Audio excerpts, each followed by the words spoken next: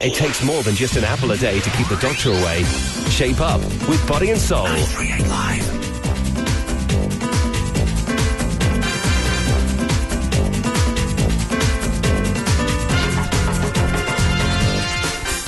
Good morning and welcome to Body and Soul on 938 Live, your daily health check with me, Janice Teo. To tell us more about cryolipolysis and CoolSculpting is Dr. Low Chai Ling, Medical Director at the Sloane Clinic. Good morning, Dr. Low. Good morning. Hi, so first off, let's find out what is stubborn fat. Where does it tend to accumulate?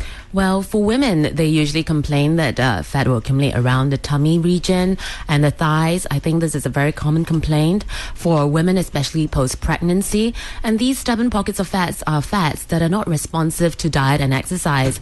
And because they're not responsive to diet and exercise, patients usually try to find a localized treatment that is effective for treating these areas. Okay, what do you mean by localized treatment? Well, there are a few treatments on the market. For example, if we're talking about general weight loss, that would help the patient lose weight on the entire body. But you're not able to target the area of fat loss.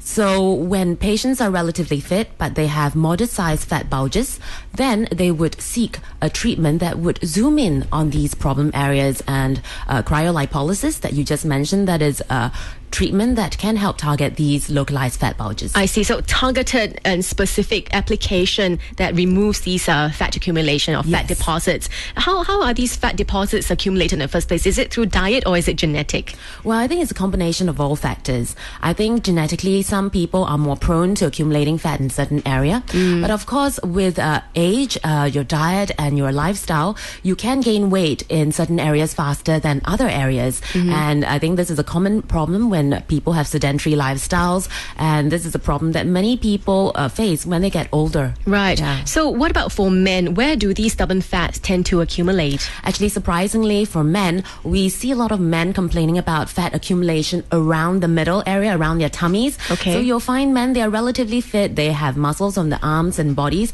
but somehow they can't see the six-pack on the stomach, and because, a layer of fat has accumulated there. I see. Yeah. Why is it so difficult to get rid of this stubborn fat, despite all our efforts? I think, first of all, these fats tend to be more stubborn than other areas, so they may not always be responsive to diet and exercise. And secondly, I think with our lifestyle, some people are not able to spend as much time exercising, or they may not want to put in the effort for exercise. So this also offers sort of an adjunct to their healthy lifestyle, making it simpler for them to achieve the physique they want. Dr. Low, let's talk about cryolipolysis. What is this technology all about? Well, cryolipolysis is actually the non-invasive cooling of your fat tissue to induce lipolysis, which is fat breakdown, without damage to surrounding tissue. So after a session of cryolipolysis, what we're looking at is a natural but noticeable reduction in the fat layer. Okay, so how does it target these fat cells? When you're talking about removing them, does it burn it off, freeze it off? I have to say freeze, right? Because it's not burning it off. The principle behind cryolipolysis is because fat cells are more vulnerable to the cold than surrounding tissues. So the lipids in fat cells crystallize at warmer temperatures than water-containing cells. For example, your skin, your nerves, your muscles. So during cryolipolysis, the area is cooled and fat cells will be selectively destroyed. Then the broken down fat cells are then removed by your body's metabolic processes over 2 to 4 months. After one session of cryolipolysis or CoolSculpting, we are looking at 20 to 40% reduction in the fat layer. Of course, multiple areas can be treated in one time, and you can repeat the treatment if you want to maximize the result. Okay. Now, it won't work if we just stick our hand or area in a fridge and just leave it there for about half an hour. That's not going to work. No, it doesn't work. I mean, at Harvard Medical School, they actually looked at controlled laboratory conditions. And for one session of CoolSculpting, we're really looking at 60 minutes per area. So you're going to spend an hour of your time. But the good thing is, that after an hour, you'll get 20 to 40% fat reduction. Okay, we'll find out more about CoolSculpting in just a while. Stay with us on Body and Soul on 938 Live. We're talking about how you can freeze your fat off through this new technology called cryolipolysis, and its application is something called CoolSculpting. My guest this morning on Body and Soul is Dr. Low Chai Ling, Medical Director at the Sloane Clinic. To continue on conversation, Dr. Low, so what is CoolSculpting? and so that we're not confused between CoolSculpting and cryolipolysis. Well, cryolipolysis, as I mentioned, is the concept of cooling the fat to break down the fat cells without damage to surrounding tissues. And CoolSculpting is the patented technology that combines the concept of cryolipolysis. Yes. Okay, so are there copycats out there at the moment? There are many copycats, as with any successful technology. I think actually it's probably it says a lot about the success of the technology when you see so many copycats out there. But it's important to remember that the technology behind CoolSculpting is patented, and so with copycats you may not be achieving the same results. We are worried about side effects if you cool too much, if you cool too little. So these are considerations to take into account. Especially if the trade secret is there that we don't know what the exact temperature is to freeze your fat. Exactly. Okay, so what is the difference then between heat-induced treatments and cryolipolysis? Do they all target fat cells? Because I've done heat-induced treatments. It's warm, and then they have like similar suction application methods as well. So what is the difference there? I think there are many methods on the market for body sculpting, and they target slightly different areas. For example, CoolSculpting or cryolipolysis, they target the fat cells. We have heat treatments. For example, we have radio frequency like Thermage that would target more the skin tightening or the cellulite. So I think that they are more complementary treatments, may not be exactly the same. Someone who have undergone CoolSculpting may choose to then improve the texture of the skin with Thermage, but they are slightly different. CoolSculpting, as I mentioned, targets only the fat cells without damage to surrounding tissues. So for a patient or somebody looking into all these different various treatments, what are some important questions that they should ask the provider of these services or the doctor? Because not all of these services are provided by a doctor. They can be provided at an aesthetic salon, for example, carried out by certified beauty therapists. So what are some important questions to find out so they can evaluate and monitor for yourself whether this is what you are looking for? Yes, I think CoolSculpting is still only available through doctors. So you should go and seek doctor's advice to see if you are suitable for such a procedure. There are many procedures out there. CoolSculpting is not the only one. It's important to speak to the doctor to decide if you are a suitable candidate. For example, CoolSculpting is suitable for patients who are relatively fit but with modest bulges of fat. It is not a solution for weight loss. It is not a solution for obesity. We tell patients that after the treatment, while they will see 20 to 40% reduction, they need to maintain somewhat healthy lifestyle, healthy diet, and maintain their weight so that the results will last for the long term. And this would apply not just for CoolSculpting but for any other procedures such as liposuction. Right, okay. So for patients who may not want to undergo surgery, this is an attractive option. Okay. But some patients do come to us and they do tell us they want something with more dramatic results, something that's more rapid. Then I'll say that you will still consider surgical options such as liposuction. Right, because a lot of patients or consumers out there, they tend to equate these treatments as getting rid of fats, and they have in mind, because we see a lot of before and after pictures, right? I am a little bit out of shape now. If I do this, I'm going to get the really slim physique that I'm after. So there's some confusion there, and there's, we have to manage expectations, right? Okay, let's go to a caller right now. Hello, good morning. Hi, Janice. Good morning, Mona. Hi. Hi. And good morning, Dr. Low. Good morning. Pardon the skeptic in me.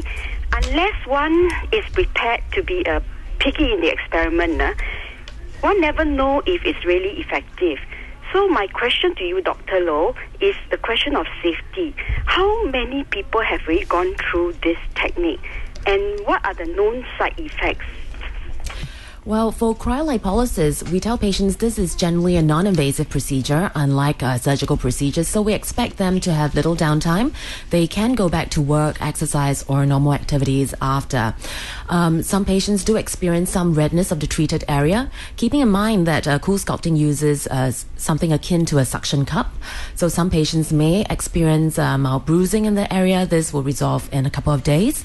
Very occasionally, some patients will notice some numbness or tingling of the treated area. Again, this resolves in about a week. So these are the risk factors involved. I think what Mona asked is also very pertinent. This is not a treatment for everyone. It is a treatment for people who are relatively fit with modest bulges of fat. It is not a weight loss treatment. It's not a solution for obesity. But for patients who want to get rid of localized bulges of fat without undergoing surgery, this may be an attractive option. Yes, we're talking about the person has to be fit, relatively fit. Yes. It can be quite subjective though. Yes. What is fit? My idea of fit may not be your idea. So what are we talking about in terms of fit then? I think, somebody should not be overtly obese. They should not be looking at CoolSculpting as a procedure to lose fat all over the body. I think it is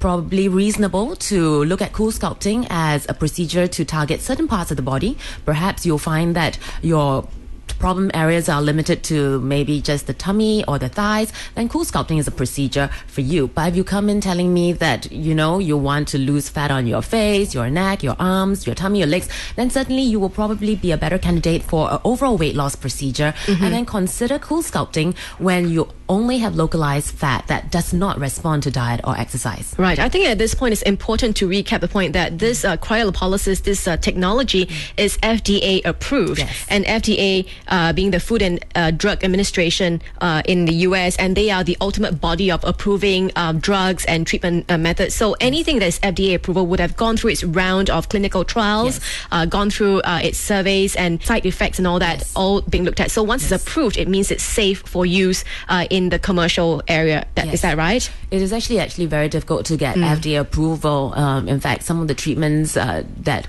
some people use are not FDA approved. For FDA approval, you need to go through clinical trials. You need to show that it is safe. And CoolSculpting actually got FDA approval in 2010. Okay, so quite recent, huh? Yes, and they've published, of course, the clinical trials have been before the FDA approval for many years, but they did just get the FDA approval in 2010. Right. Okay. Any age concerns there, and doesn't matter if you're a man or woman, right? Yes, it doesn't matter whether you're a man or woman. There are certain people we may not treat.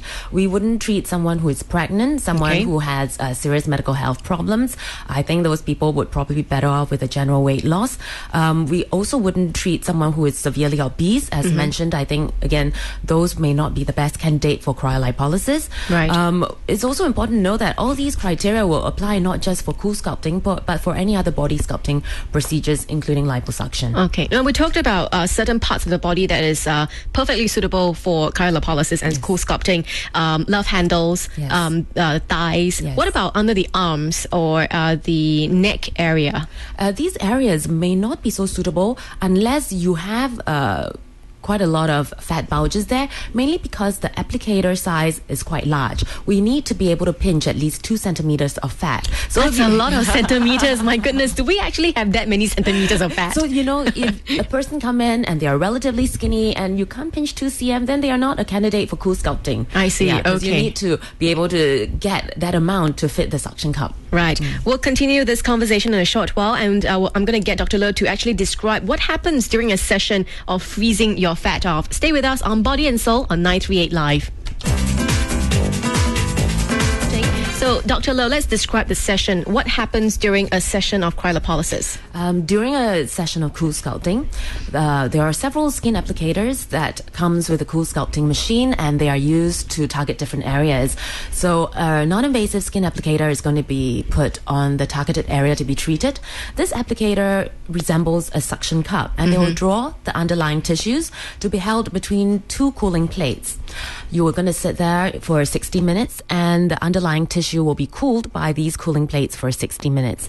During this cooling process, your fat cells undergo apoptosis, or what we call fat cell breakdown, and these fat cells will then be cleared by your body naturally by its metabolic processes over the next 2 to 4 months.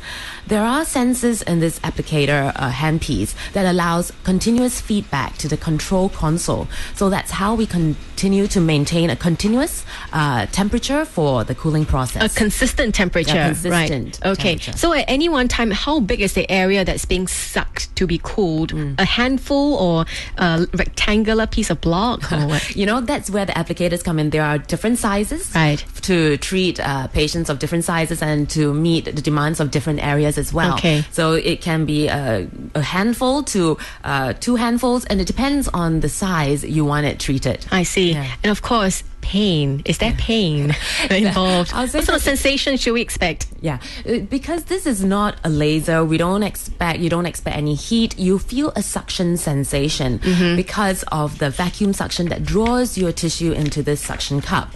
You don't actually feel the cold very much. The cold actually is its own numbing agent, because when it gets too cold, the area actually becomes numb. So most patients find this very comfortable. They feel a little bit of pinching initially due to the suction cup, but most of our patients lie there for 60 minutes. They're able to watch movies on the iPad, play with their Blackberries, or even do work on their laptops. Okay, well, that sounds comfortable. Yeah, that sounds comfortable. Okay, because some procedures, even though there's no pain, you are conscious of what's being done to your body, and you may be slightly uncomfortable, not comfortable enough to read a book or watch a movie. So sounds like what you're describing is comfortable enough. Yes, comfortable enough. Okay, Yes. so once that piece of fat or that area of the body is being frozen, where does the fat go to? Once it's broken down, what happens to that? So once the fat is broken down, during the cooling process, when the fat is broken down, your body also releases inflammatory cells such as cytokines and inflammatory mediators. These are cells that will then digest the fat for you. The lipids from the fat will also be processed by your body's lymphatic system, much like how fat in food is being processed. And this will, of course, take few weeks, up to 2 to 4 months, and it may vary slightly from individual to individual, but most patients will start to see the effects of CoolSculpting from 2 weeks onwards all the way to the 2nd or 3rd month. Right, so basically the fat cells itself, not the fat itself, the cells itself is being killed off. Yes. Will it ever come back or grow back in some way? The elimination of fat from CoolSculpting lasts about as long as fat that's eliminated through liposuction. So I'll say that if patients maintain a constant weight, then the results can be very long-lasting. But just like any other procedure, including liposuction, if you do gain weight, you can gain weight in any part of the body, including the area that has been treated. Okay, and finally, how many sessions would a patient need to go through before he or she sees results? I think results will also vary from individual to individual. We have patients who are very happy with just one session. They may be patients who are really relatively fit men who just want to get rid of a little bit of fat so they can see their six packs again, to women who may undergo 2 to 3 sessions to get maximal fat loss in the area. It may make a difference between one dress size. It may make a difference, yes. Right, okay. Well, thank you very much, Dr. Low, for joining us this morning. Thank you. And that was Low Chai Ling, Medical Director of Sloane Clinic. We're talking about cryolipolysis and its application, CoolSculpting. And this program has been brought to you by CoolSculpting by Zeltiq. For more information and list of clinics that offer CoolSculpting, please visit www.coolsculpting.com. And thanks very much for all your calls. And this has been Janice Teo on Body and Soul on 938 Live.